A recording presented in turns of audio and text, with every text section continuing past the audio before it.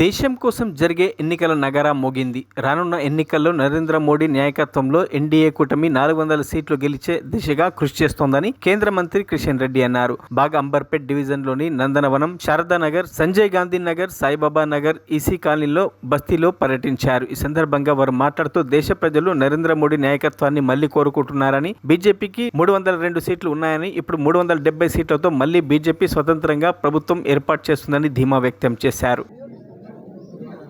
ఈ యొక్క ఎన్నికలు దేశం కోసం జరిగేటువంటి ఎన్నికలు.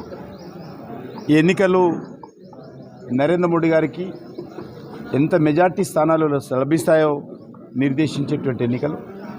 ఇప్పుడు 302 స్థానాలు ఉన్నాయి. భారతీయ జనతా పార్టీకి సొంతంగా 370 స్థానాలు వస్తాయనేటువంటి అంచనా వేస్తూ ఉన్నారు అందరూ.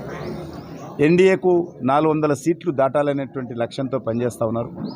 నాకు పూర్తి విశ్వాసం ఉంది.